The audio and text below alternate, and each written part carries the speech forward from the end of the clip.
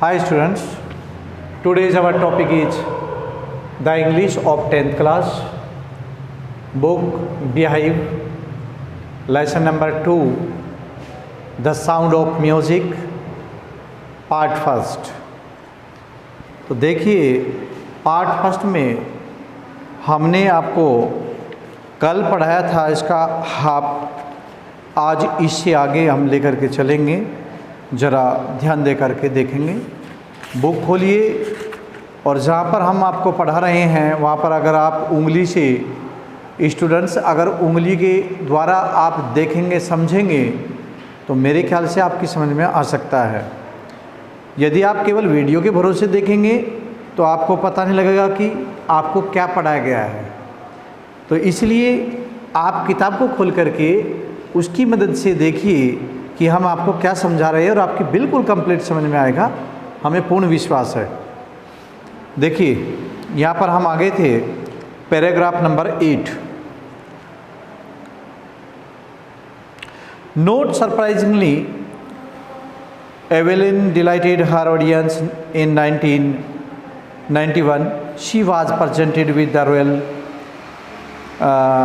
Philharmonic societies prestigious socialist of the year award. क्या कर दिया गया था एवेलिन को? इसमें कोई आश्चर्य की बात नहीं है कि एवेलिन गलेनी को जो है वो दर्शकों को आनंदित इतनी करती थी, बहुत ज़्यादा महसूस करती थी। तुम्हें पता ही है कि वो डीप थी, वो लड़की डीप थी, वो केवल महसूस करती थी, संगीत को सुनती नहीं थी। जब भी उसके पेरेंट्स उसका आवाज़ लगाते थे, ये हम पहले पढ़ा चुके हैं कि उस लड़की को सुनाई नहीं देता था, लेकिन महसूस करती थी अपने शरीर के विभिन्न हिस्सों से कि शायद आपको किसी ने आवाज़ लगाई या किसी ने कुछ बोला है। तो इस प्रकार वो टर्न ले लेती थी और मुड़ करके देखती थी कि शायद किसी ने मुझे पुकारा है। तो इस प्रकार वो केवल महसूस करती थी और जो है वह सुनती नहीं थी। 1991 में उन्हें रॉयल फिलहार्मोनिक सोसाइटी के विशिष्ट सोशलिस्ट ऑफ द ईयर के पुरस्कार से सम्मानित किया गया। फिर क्या होता है? स्टेज मैटर, परक्यूनिस्ट जेम्स ब्लेड्स और तालवादक जेम्स ब्लेड कहते हैं, क्या कहते हैं? God may have taken her hearing but he has given her back something extra ordinary, कि भगवान ने उनकी सुनने की अक्षमता तो छीन ली है। Given her back something extra ordinary, उनकी जो हियरिंग पावर है वो तो छीन ली है, लेकिन what we here see feels, लेकिन वो क्या करती थी? वो तो छीन ली, लेकिन उसे कोई ना कोई ऐसी चीज़ दे दी बदले में जो उसे असाधारण चीज़ प्रदान की है, महसूस करने की शक्ति उसको दी है। जो हम सुनते हैं वो शक्ति दी है। वी हियर सी फील्स, हम सुनते हैं तो वो महसूस करती है, उसे महसूस करती है वो जो हम सुनते हैं। तो स्टूडेंट्स इसके बाद far more deeply than any of us, और इतनी गहराई से, इतनी अधिक गहराई से महसूस करती है कि शायद उसे देखने या सुनने पर मजबूर होना पड़ता है। That's why she expresses music so beautifully, और इसी कारण वे संगीत को अपनी खूबसूरती से पेश करती है। वे इतनी खूबसूरती से अपने संगीत को पेश करती है कि देखने वाला मंत्रमुग्ध हो जाता है। Number 9, Evelyn Glennie confesses that she is something of workaholic. I have just go to work often harder than classical musicians. Evelyn जो गलेनी थी वो क्लासिकल म्यूजिशियन, ये कहते हैं वो स्वीकार करती हैं कि वह काम की धुनी है, ठीक है। वो क्या करती थी? काम की धुनी थी, उसे काम करने की इच्छा थी उसके अंदर। तो I have just go to work, मुझे अपना कार्य करना होता है। उसके मन में क्या इच्छा थी? कि मुझे अपना कार्य समय पर करना है। Often harder than classical musician, और ज़्यादातर शास्त्रीय संगीतों से भी कठिन मेहनत करती थी, वो बहुत कठिन मेहनत करती है। तो इस तरीके से क्या होता है फिर? Apart from but the reward are enormous, परंतु उसके इनाम बहुत सारे हैं, उनके लिए बहुत सारे इनाम हैं। Apart from the regular concert, Evelyn also gives free concerts in prisons and hospitals. क्या करती हैं? नियमित संगीत कार्यक्रमों के अलावा उनके क्या क्या काम थे? एवेलिन क्या करती थी? प्रिजन्स एंड हॉस्पिटल्स, अस्पतालों से मुफ्त कार्यक्रम भी प्रस्तुत करती थी, बिल्कुल फ्री में अस्पतालों और जेलों में, जेलों और अस्पतालों में मुफ्त जो है कार्यक्रम प्रस्तुत करती है। She also gives high priority to classes for young musicians. वह नौजवान संगीत वादों के लिए जो संगीत यज्ञ थे उनके वर्ग को अधिक प्राथमिकता देती है। एन रेचरिन of the Bethlehem Fund of the Deaf Children says she is signing impressions for deaf children, or they see that there is nowhere that they cannot go। तो क्या करते थे? वह नौजवानों को बहुत ज़्यादा प्राथमिकता देती है और इन रिचलिन को, जो बधिर लड़कों के लिए जो है बीथावेन फंड से संबंधित है, उनको कहती हैं, ठीक है, वह बधिर लड़कों के लिए चमकती हुई प्रेरणा है। बधिर माने बहरे, बहरे बच्चों के लिए एक चमकती हुई प्रेरणा है। वह देखते हैं कि कोई जगह नहीं जहाँ तक नहीं पहुँच सकते, अर्थात संसार में कोई ऐसी जगह नहीं जहाँ तक व्यक्ति न जा सके। व्यक्ति जो चाहे वो कर सकता है, लेकिन कठिन से कठिन परिश्रम उसको इसके लिए करना पड़ेगा। Hard working is very necessary to do anything. Without hard work, we cannot be success in our life. Next, तो देखिए स्टूडेंट्स नंबर 9 के बाद अब 10 आता है, 9 करा दिया मैंने। Evelyn Glennie has already accomplished more than most people twice her age। Evelyn Glennie ने अपनी उम्र की दोगुनी उम्र के व्यक्तियों से भी अधिक उपलब्धियां प्राप्त कर ली। तो एवेलिन गलेनी क्या करती थी? वो इतनी ज़्यादा कार्य करने की इच्छुक थी, जिस सेक्टर में थी कि म्यूजिशियन सेक्टर में थी, तो उसमें उसने क्या किया? वह उसमें दिन रात मेहनत करती थी और उसे आगे बढ़ाने की कोशिश में रहती थी। She has brought percussion to the front of the orchestra and demonstrated that it can be very moving। क्या हुआ? वह तालवादक को संगीत समूह के सामने ले आई, तालवादक को संगीत समूह के सामने ले आई और यह सिद्ध कर दिखाया, एंड प्रूव दैट वह हृदय स्पर्शी हो सकता है। और ये उन्होंने दिखा दिया कि यह हृदय स्पर्शी हो सकता है। डिस्टोरेंट that it can be very moving. She has given impressive to those who are handicapped. उन्होंने उन सभी को प्रेरणा दी है जो विकलांग है, जो दिव्यांग है, उन्होंने उन सभी को ये प्रेरणा दी है। तो दिव्यांगों की मदद भी करती थी। People who look to her, लोग जो भी उन्हें देखते हैं वे क्या करते हैं? एंड से, और कहते हैं, if she can do it I can. यदि ये सब क्या क्या कहते हैं? अगर वह कर सकती है तो मैं भी कर सकता हूँ, अगर वह ऐसा कर सकती है तो मैं भी वैसा कर सकता हूँ। उस लड़की से प्रेरणा लेने के बाद, ठीक है, तो उससे जो है बच्चे कहते हैं, जो दिव्यांग बच्चे होते हैं वे कहते हैं, अगर वह ऐसा कर सकती है तो हम भी ऐसा कर सकते हैं। एंड नोट द लिस्ट, और केवल ये ही नहीं बल्कि क्या हो जाता है? केवल ये ही नहीं, she has given enormous pleasure to millions. उन्होंने लाखों करोड़ों को अत्यधिक खुशी प्रदान भी की है। तो स्टूडेंट्स, ये लेसन आपका कंप्लीट हो चुका है। तो इसमें जो क्वेश्चन आंसर है, आइए उनके बारे में आपको बताएं कि क्वेश्चन आंसर आपको कौन से करने हैं। फर्स्ट में आइएगा, answer the question in the few words और ए कपल ऑफ सेंटेंसेस, यानी कि how did was Evelyn Glennie she went to the Royal Academy of Music Evelyn कितने वर्ष की थी जब वह रॉयल एकेडमी में गई थी, संगीत रॉयल एकेडमी के लिए गई? तो पहला दूसरा, सेकंड के अंदर लीजिएगा पहला दूसरा, और थर्ड में लीजिएगा पहला, केवल पहला।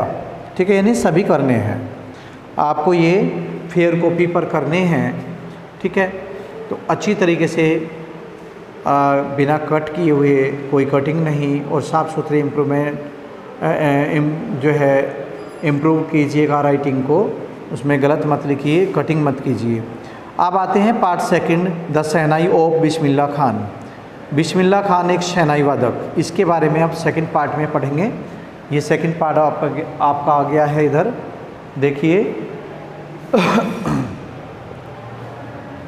लेसन 2 का second part, the shehnai of Bismillah Khan.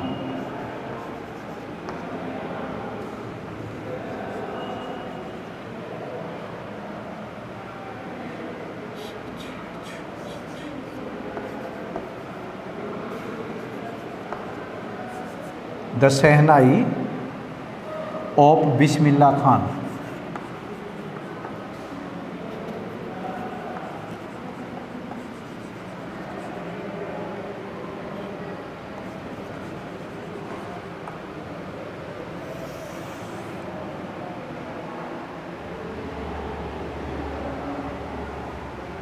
Bismillah Khan. अब इसमें हम आपको क्या पढ़ाएंगे, ध्यान दें। ये आपका है part second, the shehnai of Bismillah Khan, part second.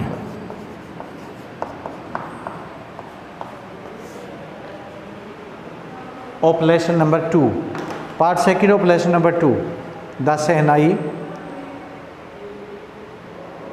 ठीक है, ऑफ बिस्मिल्लाह खान, बिस्मिल्लाह खान की शहनाई।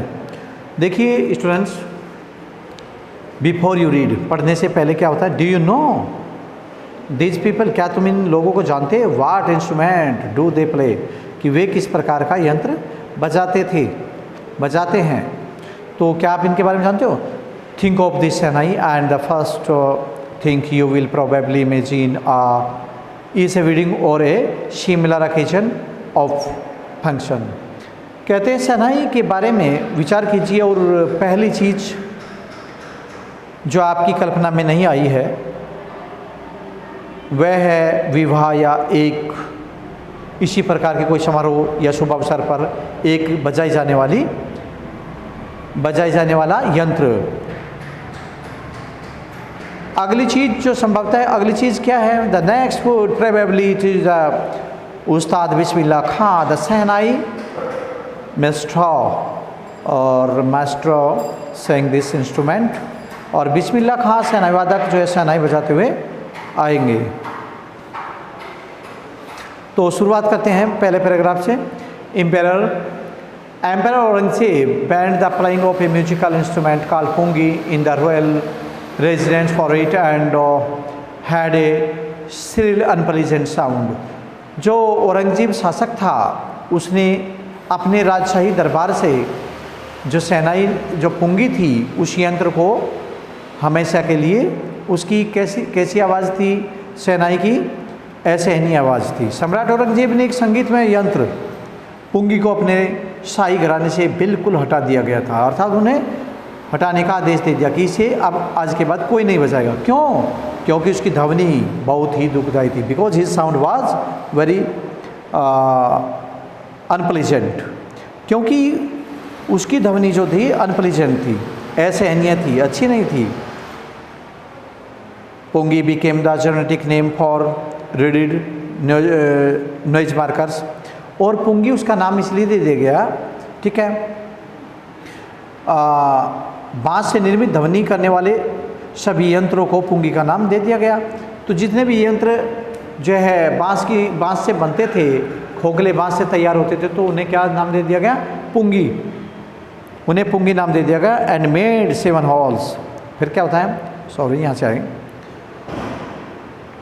He had thought that it would one day be received। कुछ ने सोचा, कुछ व्यक्तियों ने सोचा कि ये एक बार फिर से लागू की जाएगी।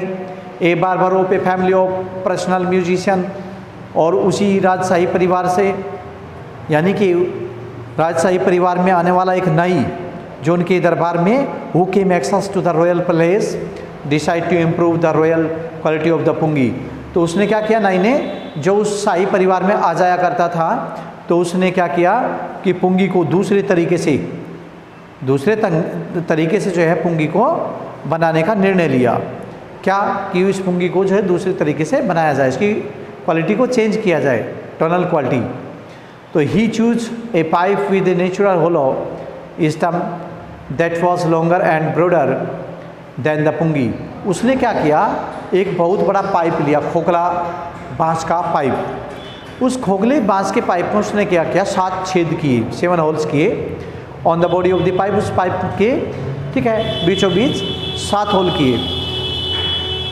फिर क्या होता है, 7 होल किए। When he played on it, जब उसने उसको बजाया तो closing and opening some of these holes, उन जो होल थे, जो छेद थे, उन्हें जो है क्या करते हुए, कभी खोलते हुए कभी रोकते हुए उन्हें बजाया।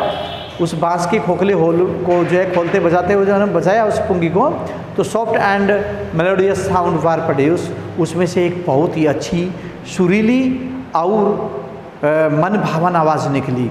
तो he played the instrument before royalty, उसने सबसे पहले तो उसको राजशाही दरबार में बजाया, एंड फिर क्या किया उसने, एंड एवरीवन वाज इम्प्रेस्ड, और सभी व्यक्ति जो वहाँ दरबार में मौजूद थे उससे प्रभावित हो गए। The instrument so different from the pungi had to be given a new name, और ये यंत्र जो उसने वहाँ पर बजाया ये पुंगी से बिल्कुल अलग था, उसका एक नया नाम दिया गया।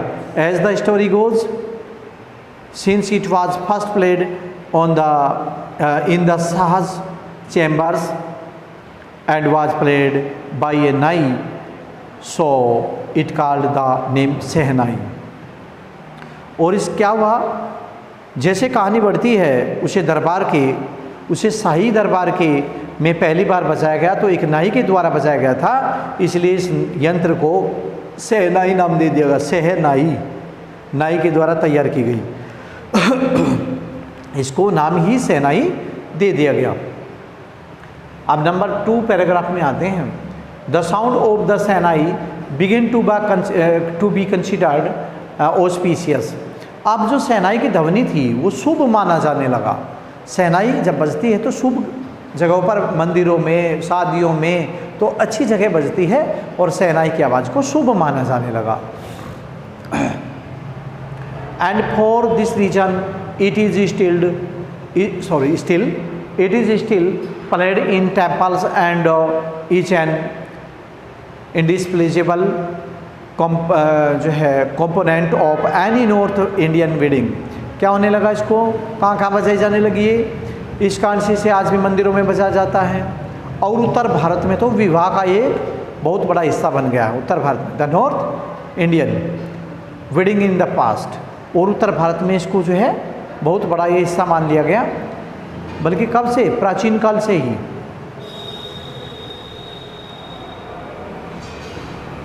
The Shahnayi was a part of Neobat or traditional ensemble of 9 instruments found at royal courts। प्राचीन काल में शहनाई शाही दरबार में नौबत अथवा 9 यंत्रों के पारंपरिक समूह को का एक अंग थी। ठीक है, 9 यंत्रों में से एक प्रमुख थी। तो टिल माने till recently it was used only in temples and wedding, आज भी उन्हें केवल मंदिरों और विवाह समारोह में बजाया जाता है। The credit for bringing this instrument on to the classical stage goes to the Ustad Bismillah Khan. तो इस यंत्र को शास्त्रीय संगीत के मंच तक पहुंचने का श्रेय केवल एक ही व्यक्ति को है, और वो है उस्ताद बिस्मिल्लाह खान। बिस्मिल्लाह खान बहुत ही छोटी उम्र में शहनाई वादक बन गए थे। उन्होंने बहुत छोटी सी उम्र में स्टूडेंट्स उसको बजाना सीख लिया था, और छोटी सी उम्र में उन्होंने भारत का सबसे बड़ा अवार्ड भारत रत्न प्राप्त किया था इस संगीत में लय के लिए। नंबर 3 थर्ड पैराग्राफ में, as a 5 years old Bismillah Khan played gilli danda near a pond in the ancient state of Dumraon in Bihar. 5 वर्ष की अवस्था में बिस्मिल्लाह खां डुमराव जो बिहार में है आज की प्राचीन रियासत में एक सरोवर के पास गिल्ली डंडा खेलते थे। गिल्ली डंडा आता था, पहले बच्चे खेलते थे उसके छोटे छोटे गिल्ली डंडा, तो इसे 5 वर्ष की अवस्था में वे खेलते थे, छोटे छोटे बच्चे थे उस समय। He would regularly to go to nearby Biharji temple to sing the Bhojpuri Cheta, at the end of which he would earn a big laddu weighing 1.25 kg as a prize given by the local Maharaja। तो क्या होता था बिहार में regularly to go be near Bihari ji temple to sing the shehnai.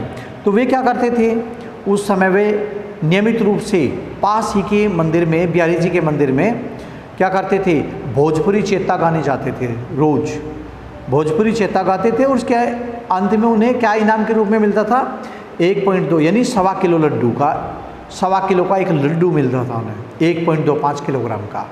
तो उन्हें ये 1.25 kilo Laddu मिलता था जो स्थानीय महाराजा के द्वारा, जो वहाँ के लोकल महाराजा थे, स्थानीय महाराजा थे, उनके द्वारा इनाम के रूप में दिया जाता था। फिर क्या होता था,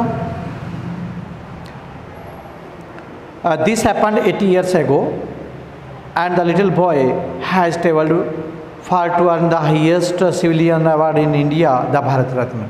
और इसने क्या किया कि लंबी यात्रा, इस बालक ने लंबी यात्रा तय करके भारत का सर्वश्रेष्ठ, मैंने अभी बताया था ना कि सर्वश्रेष्ठ नागरिक पुरस्कार भारत रत्न पाया। इसी बच्चे ने जो है इस सफ़र को लंबा किया, लंबी यात्रा की और बहुत ही बड़ा भारत का सर्वश्रेष्ठ जो पुरस्कार है उसे भारत रत्न दिया गया। नंबर 4 पे आइए। Born on 21 March 1916 Bismillah Khan belongs to a well known family of musician from Bihar.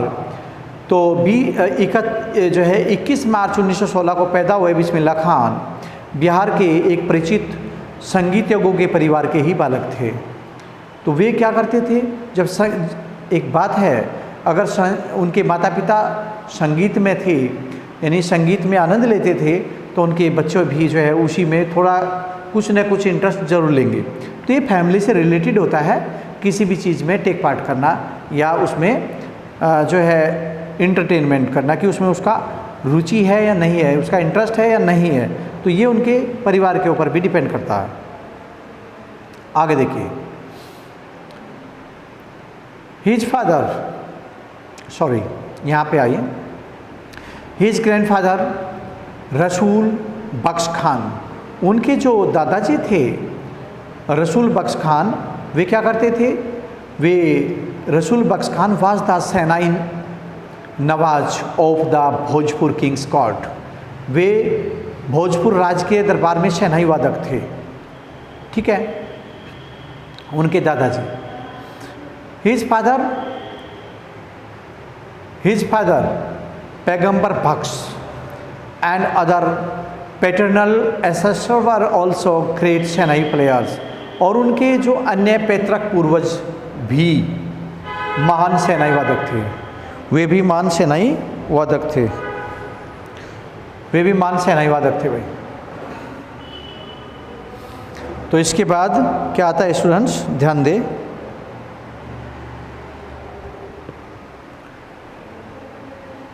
Next paragraph में आप चलेंगे। Number 5, the young boy took to music early in life. उस किशोर बालक ने यानी युवा लड़के ने संगीत को अपने जीवन में बहुत ही जल्दी अपना लिया।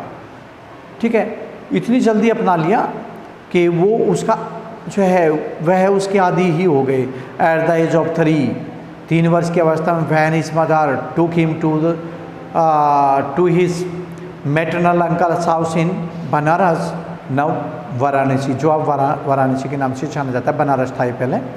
बिस्मिल्लाह Khan was fascinated watching his uncles practice to shehnai. तो उनकी क्या करते थे 3 वर्ष की उम्र में जब उनकी माँ अपने मामा के यहाँ, यानी कि उन्हें उनके मामा के यहाँ ले गई, उन्हें मामा के यहाँ छोड़ने चली गई। तो बिस्मिल्लाह अपने मामा को शहनाई का रियाज करते हुए देखने लगी। उन्हें शहनाई का जो है रियाज करते हुए देख वाचिंग हिज अंकल्स प्रैक्टिस, अभ्यास करते हुए देखने लगे। तो सून बिस्मिल्लाह स्टार्टेड कंपनिंग हिज अंकल, और जल्दी ही क्या करने लगे शहनाई को, जल्दी ही बिस्मिल्लाह अपने मामा अली बख्श के साथ बनारस के विष्णु मंदिर जा कर के वहाँ शहनाई बजाने का कार्य करने लगी। ठीक है, Vishnu mandir of Banaras were Bakhsh was where Bakhsh was employed to play the shehnai, वो वहाँ शहनाई बजाने का कार्य करने लगे। Ali Bakhsh would play the shehnai and Bismillah would sit captivated for hours and और जो है क्या करते थे अली बख्श जो है शहनाई बजाया करते थे और बिस्मिल्लाह घंटों तक एक कोने में बैठे उन्हें देखा करते थे। खूब अच्छी तरह उन्हें निहारते रहते थे कि किस तरीके से शहनाई को बजाया जाता है। Slowly he started getting lesson in playing the instrument and would sit practicing throughout the day।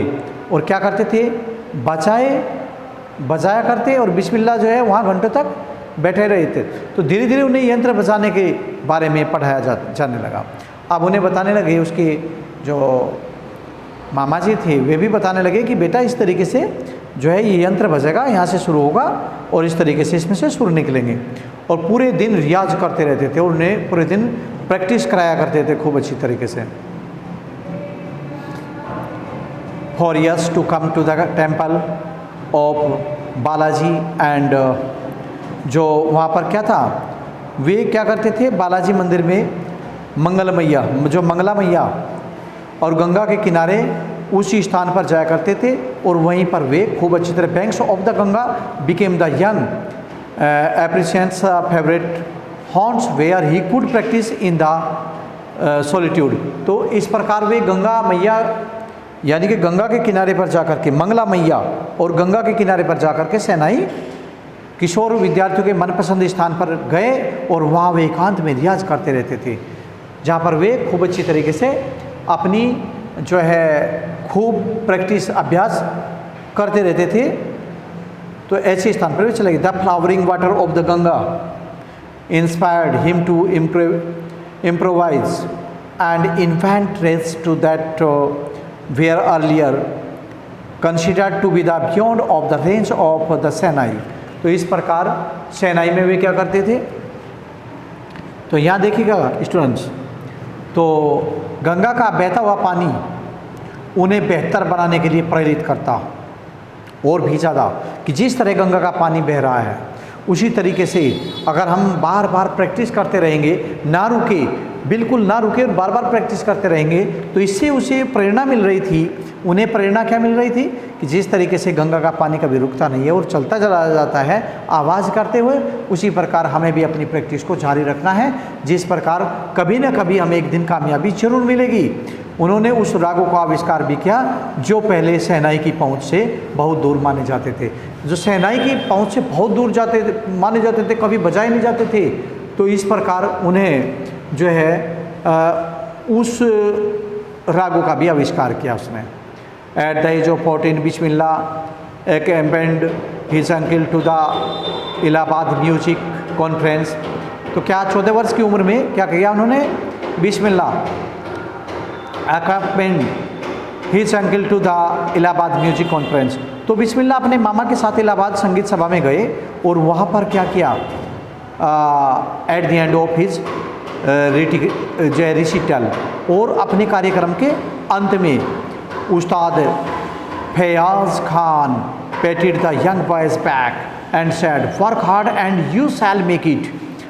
उन्होंने क्या किया, कार्यक्रम के अंत में उस्ताद फैयाज खान ने युवा बालक की पीठ को थपथपाया। क्या मतलब होता है, patted the young's back, patted माने थपथपाया स्टूडेंट्स, द बॉयज बैक्स कहते हैं, जब बॉयज बैक कहते हैं उस लड़के की पीठ को, एंड सेड और कहा work hard and you will shall make it, कठिन परिश्रम करो तुम्हें सफलता जरूर प्राप्त होगी। With the opening of the All India Radio in Lucknow in 1938 came Bismillah Khan big break. तो क्या हुआ, सन 1938 में लखनऊ में ऑल इंडिया रेडियो खुलने के साथ बिस्मिल्लाह को एक बड़ा अवसर प्राप्त हुआ।